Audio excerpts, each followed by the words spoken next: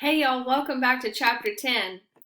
We have kind of a long chapter here, so I have to get busy right away. I'm going to go ahead and read the questions from your Google Classroom, slide number 13 for chapter 10. The first question says, why won't Charlotte go back east with Hayward? Number 2 says, why does it bother Charlotte that women were not allowed to vote? And number 3 says, predict. Will Charlotte ever let people know who she really is? How do you think people will react if they know that she is really a woman? So remember, predict means that we're not going to have the right answer, but it's making an educated guess based off of the facts that we already know. So think about what we've learned from the text so far. Think about the way that you know Charlotte, how you know her and her characteristics, and make a very good prediction based off that. All right, guys, here we are, chapter 10. Hayward stayed for a month of Sundays, and Charlotte couldn't bear thinking about him leaving again. In the morning he left, she said, "Hey, you can stalk Tinder for me as long as you like.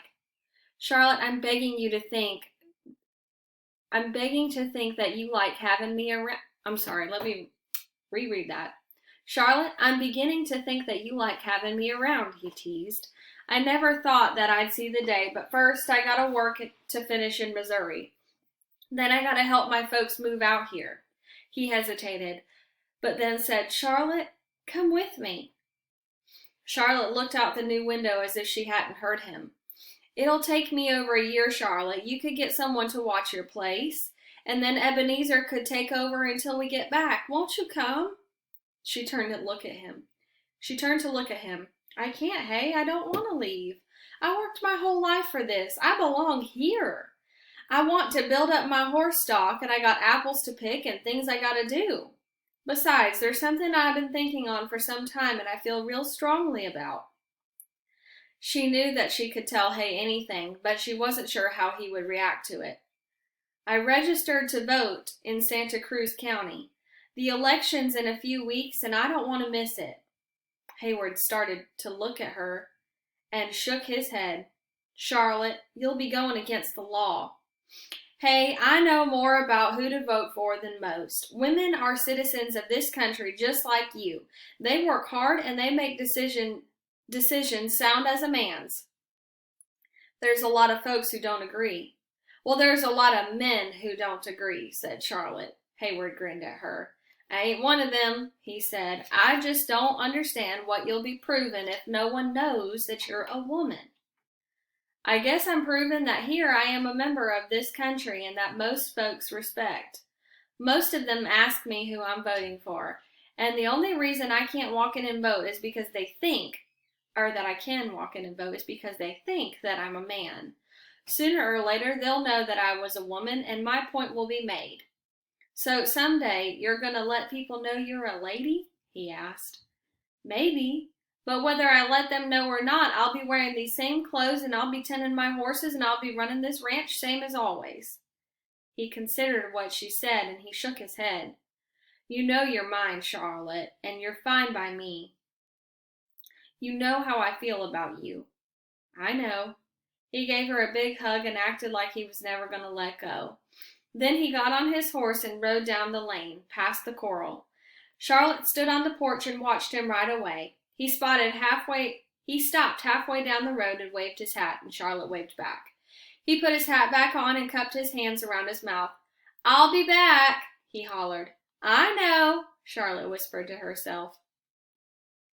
It was sprinkling when Charlotte rode into town that November afternoon, but a little rain couldn't stop her. She hoped it wouldn't stop other folks from getting out and doing what they had to do either. Luckily, by the time she got to town, the sun came out. She hitched the Mustang and walked down the street and nodded to the people walking by. A big sign in the window of a hotel said "Polls." Some of the ladies in town went about their errands and didn't seem to give a second thought about the long line of men in front of the hotel. Others gathered around front in twos and threes, waiting for their menfolk and acted like there was nothing special going on inside. Charlotte wondered if they really didn't care, or if they were going about playing their roles like she was playing hers. One man came up and clapped her on the back. Glad to see you here, Charlie, he said. Another man said, Pretty exciting day, ain't it, Charlie? Charlotte didn't say much. She shook hands all around and got in line with the other men.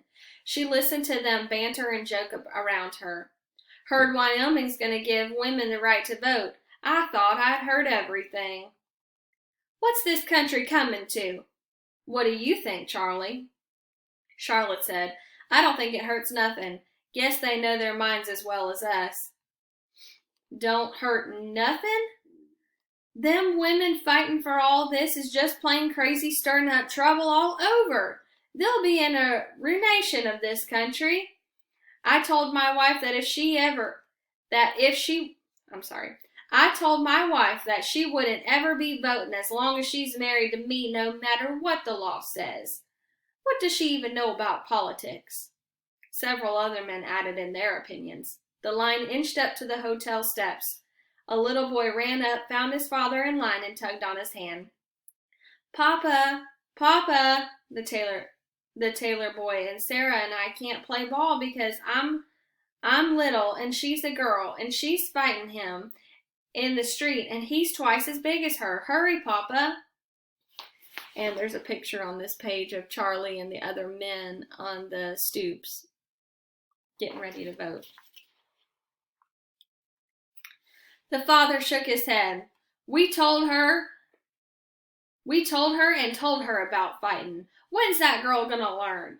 The men chuckled and the father and the little boy left. The line moved closer to the desk and Charlotte got in front and signed the book. The registrar handed her the ballot. She studied the names.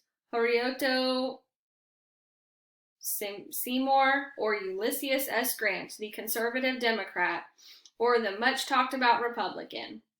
She had listened to and talked and heard people's debates. She had heard good things and bad things about both men, but she knew in her own mind what she thought was right. You know who you're voting for, Charlie? Asked the man next to her. Yes, I do, said Charlotte. Old Jake couldn't make it today because he's an alien. Felt real bad about not coming, but I told him one vote would make no difference. Charlotte nodded to the man. Would her one vote make a difference? Why was she doing this? Someday, when people found out, would they just think that she had been crazy too? Or would they wonder that she had a good reason? Yes, she told herself, she had a good reason. This was something that she could do this was something she could do for that woman who stood in front of all those laughing men and passed out handbills on the saloon steps. Something for those women out front who were pretending that they didn't mind that they couldn't vote, and for Vern who hadn't been allowed to speak up and should have been able to, and for that little girl outside who was already trying to stand up for herself. She smiled, and for me, she thought, because I'm as qualified as the next man. She marked her choice for President of the United States. She turned in her ballot and she faced the crowd of men waiting in line. She tipped her hat. Gentlemen, she said, may the best man win. Then she walked out of the hotel and got on her horse and rode home. And that is the end of chapter 10, y'all. So we have one more chapter left. It's a very short chapter. It's called In the Beginning. And I'm actually going to go ahead and record it today. And so I'm going to post it on tomorrow's doc. So for Wednesday's doc. And if you want to just go ahead and finish it out today, you're welcome to. I'm actually going to go ahead and post the AR link also. So make sure that you've read all of the chapters before you complete the AR test, okay, guys? Look forward to hearing from you soon. Have a great day. Bye.